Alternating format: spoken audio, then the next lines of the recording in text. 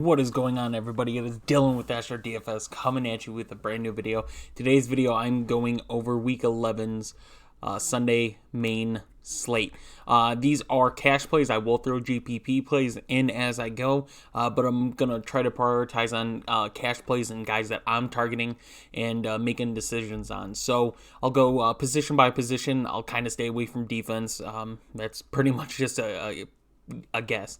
But I will talk about quarterback, running back, wide receiver, and tight end. So let's get into it. Now we have two quarterbacks over 8K.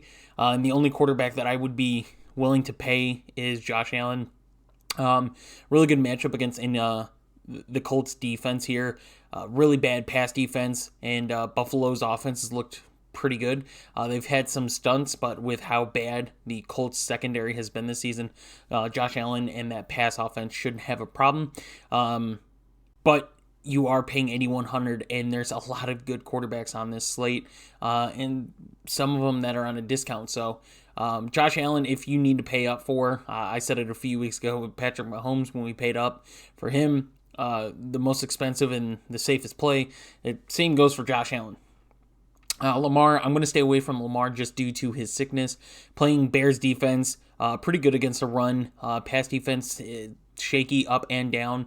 But with the amount of injuries on both teams, if Lamar is in, I mean, yeah, for more GPPs, but I'm going to stay away in cash. Same thing with Kyler Murray. Good matchup against Seattle, but being without DeAndre Hopkins, coming back from this injury that's held him out a few weeks, I'm going to stay away from him. Patrick Mahomes, I do think is a good play. 7,600. I just rather pay down $400 for Dak Prescott, who's probably my number one quarterback again this week. I love playing a Dallas offense here. On the road, I get that, but they are playing Kansas City, who has been terrible defensively. Now Dallas is going to be without Amari Cooper. But at the same time, you still have CeeDee Lamb, and you still have someone like Michael Gallup, who's been very underutilized just because of the talent on that offense, not to mention Zeke and Tony Pollard there as well. And someone like Dalton Schultz can get looks. But 7,200, Dak Prescott, you look at what he's done this season, and a lot of 20-point performances. One game under 10, and then you had a game that's, I mean, 0.2, but that was also garbage time points at that against Denver. But other than that, it's 20-plus points.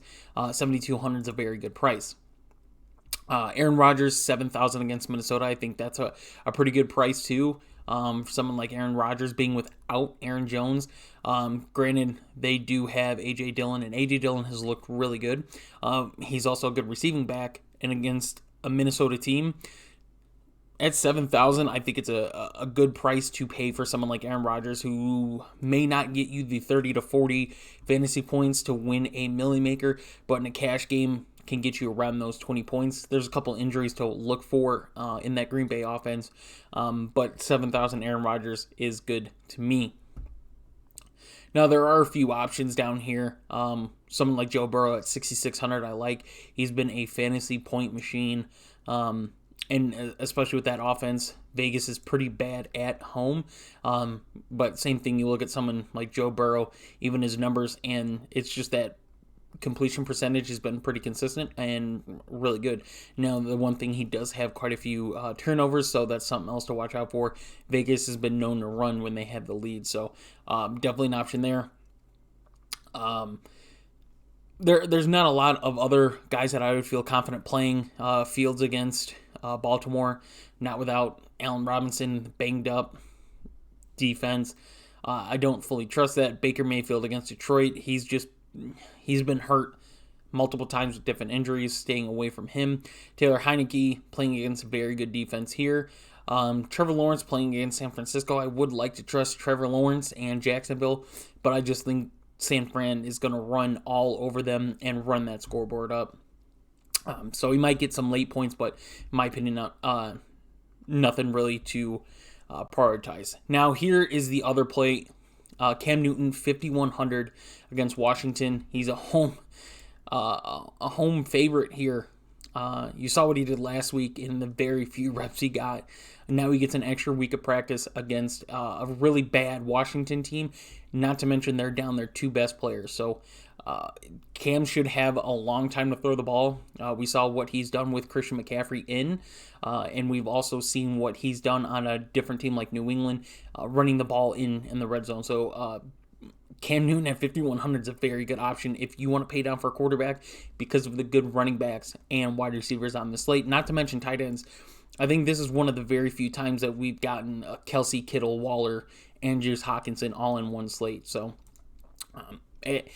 paying 5,100 for a quarterback that should get you around at least 18 fantasy points is not bad at all.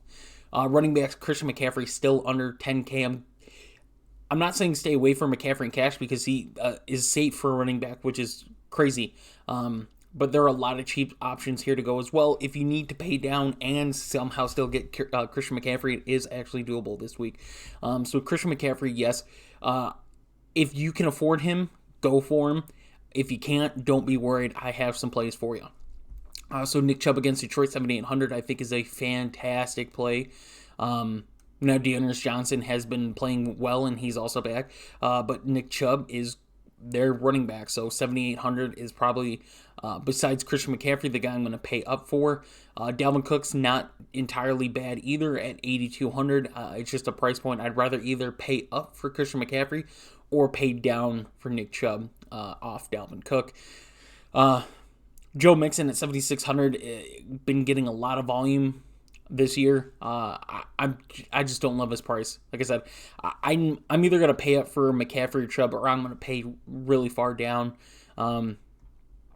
DeAndre Swift, I think you just have to watch if Jamal Williams is in. If Jamal Williams is out, DeAndre Swift, just pass game alone. But they're probably going to be without Jared Goff, so I'm staying away personally in cash, but he's not a bad GPP play. 6,100. Now, this is where I like it. You get 6,200 Aj Dillon against Minnesota. Minnesota's rush defense hasn't been the greatest, but they haven't been terrible either, and we saw what he's been in the receiving game this season, and he gets yards. So it's just he's going to get volume, not in just the run game, but the pass game as well. So 6,200, Aj Dillon's a great play, and then right below him, James Conner at 6,100, still without Edmonds, could be without Murray, could be without Colt McCoy. James Conner is going to be their guy. Seattle's rush defense is terrible.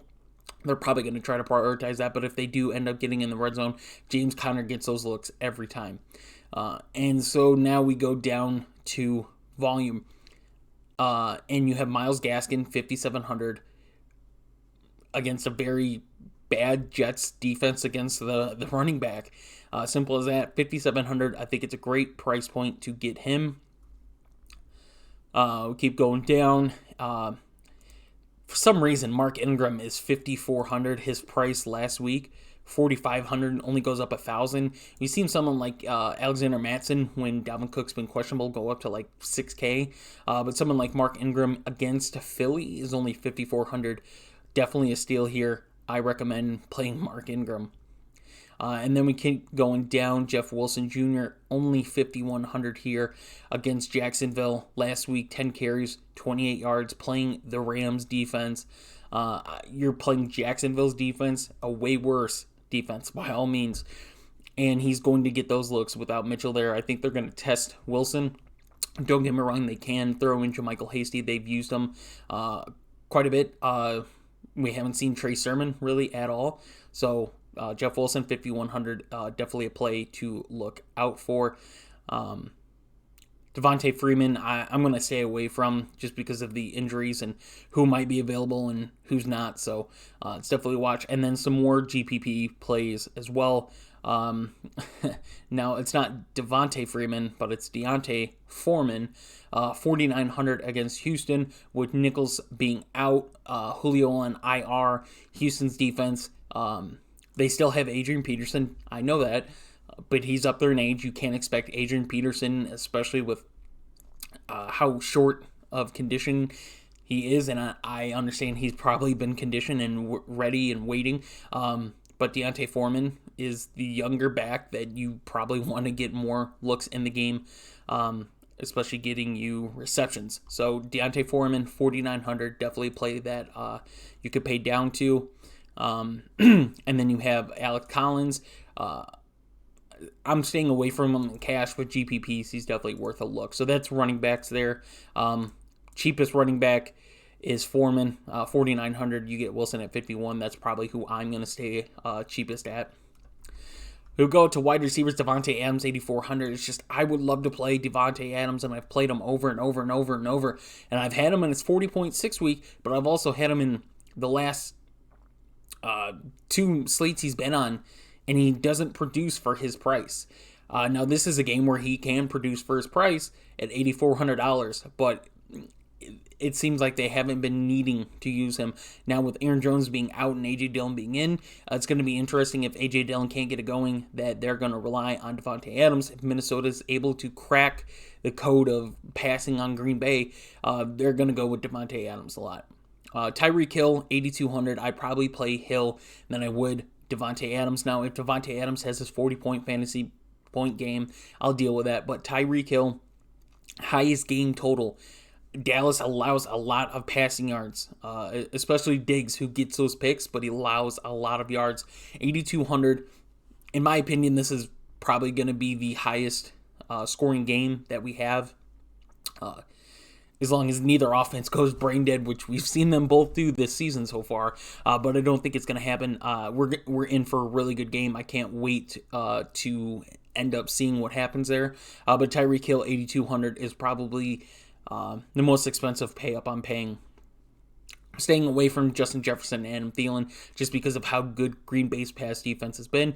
Stephon Diggs, 7,900, I think is a great play here against Indianapolis. Like I said, their pass defense is terrible. Their offense can and will find a way to move the ball. But if Buffalo takes a big lead at home, you're probably not going to see Diggs as much as you'd like to. Deebo Samuel, 7,800 against Jacksonville, I think is a great play. I'd probably go Deebo Samuel than I would Diggs. And I probably am going Deebo Samuel over Aj Brown. He's just in a comfortable spot, a really good game script, bad pass defense. So Deebo Samuel, Tyreek Hill, my 2 guys that I'm targeting right now for that upper price, and then CeeDee Lamb at 7,600. Kansas City's defense, pass defense especially, is terrible. With Amari Cooper being out, 7,600 CeeDee Lamb is just a fantastic play. Jamar Chase, 7,200 against Vegas. I'm probably going to stay away. I'd either pay up for CeeDee Lamb, or I'm going to try to pay down and get DK Metcalf. Not one of my more favorite plays, but I mean, there's some cheaper options. CeeDee Lamb is probably one of my favorite plays that I have right now. But yeah, McLaurin against Carolina, I'm staying away from. Adam Thielen, I already said I'm staying away from. Devontae Smith, I'd like to play him. I had so much faith in the preseason on Devontae Smith, and you've seen what he's done the last 2 weeks, and it's ridiculous what he's done.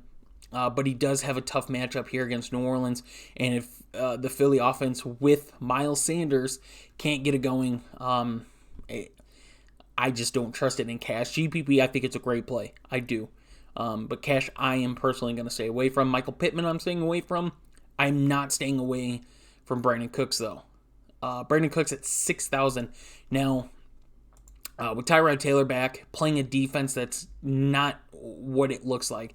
They've been playing a lot better, but I still don't think they're passing that elite defense state. He had 14 targets last week against Miami in a very low-scoring game, which just games should be low-scoring with how banged up Tennessee is, with how good Houston's defense has been. They're a lot better than what people think. I'm not calling them elite or great, but they do play very good together. So Brandon Cooks at 6,000, definitely somebody that I like. DJ Moore at 5,900, one of the most targeted receivers in the league. 7 targets last week. He's gotten at least 7 targets in every game this season, playing a very bad Washington secondary. We've seen what DJ Moore and Cam Newton's done before. It's going to happen again. 5,900 DJ Moore. Very good pay down price. Hunter Renfrow, 5,800 against Cincinnati. He's becoming more and more of a priority to get the ball to. And 5,800, very good price to pay for. Jalen Waddle's 5,600, and it still bothers me that he's this price, even if he slumps. With the opportunities he gets, especially with Tua being in, playing a very bad Jets defense, Jalen Waddle at 56 is just way too cheap for me not to play. I am actually going to stay away from T. Higgins. I love T. Higgins this season, but I'd rather just stay away pay down for a couple people or pay all the way up. Darnell Mooney, I'm staying away from at 5,200. I know with Allen Robinson probably being out, he's going to be the number one wide receiver, but he's not one of my favorite plays. Jarvis Landry at 5,100, though, I do really like here in this matchup. Corey Davis at 5,000. What Corey Davis has been able to do in some of the games when he gets the ball and is able to catch the ball is very nice. So at 5,000, he's more of a GPP than cash play, in my opinion. Brandon Ayuk at 5,000 fell off after having a couple good games, but if there's any game to get it back, it's this week against Jacksonville. Cole Beasley, 4,800, very good paydown price to get to against the Colts, especially in slot. Indianapolis Colts allow the most fantasy points, I think, to the slot receiver, if I'm not mistaken. So paying down 4,800, Cole Beasley is great, in my opinion. Robbie Anderson at 4,600. The amount of targets that he got last week, even though it wasn't all Cam, it was PJ Walker. He got 6 targets, 37 yards, and he finally got a touchdown again. So he's somebody else to consider against that bad secondary. And then Rashard Bateman, I think is probably going to be, he should be one of the highest owned receivers on the slate. Very cheap, 4,500. I just pulled it up. His targets he's gotten this season, 6'6", 8'8". No Marquise Brown. Lamar Jackson's in. Even if he's not in, he's still that number one receiver on that offense now, with Marquise Brown being out. If Marquise Brown's in, it's Marquise Brown, then Bateman. But with Brown out, it's Bateman. We go down and, like I said, Michael Gallup at 4,200. He's the number 2 receiver now with Cooper being out this week, possibly next week. But 4,200, Michael Gallup is somebody else that you could pay down for and still have a great game and get good value out of. So that's it for receivers. That's it for at least cash for me. Hardman, you could put as a play too, but I personally don't want to have him in cash. So Michael Gallup, 4,200 is probably a cheaper guy that I'm paying for or paying down for in cash games. So let's go over tight ends. Travis Kelce, definitely yes. George Kittle, definitely yes. Darren Waller, I'd pay up or pay down for Mike Gesicki. I'd like to say TJ Hawkinson, but 0 fantasy points. Kills me. Mike Gesicki, you could say same thing. 0 fantasy points, but he still had 7 targets. Ridiculous. But yeah, so Kelce, yes. Kittle, yes. I'm going to stay away from Andrews. Mike Gesicki is a yes. Zach Ertz, depending on the injury status of Kyler Murray. If Kyler Murray's in, I'd say Zach Ertz is a maybe to a yes. Without Kyler Murray, it's definitely no. Schultz against Kansas City is a yes. I like that a lot. Dan Arnold against San Francisco, yes. He keeps getting fantasy points. It's crazy to see what he's done since he's joined Jacksonville. But he's a yes for me. Dawson Knox, 4,000, definitely a yes for me. And then the last person I'm going to say is Cole Kmet, 3,400 is a very likable play. We've seen the connection between Fields and Kmet grow. You can see it here, 5 targets, 6 targets, 6 targets, 8 targets. It's growing.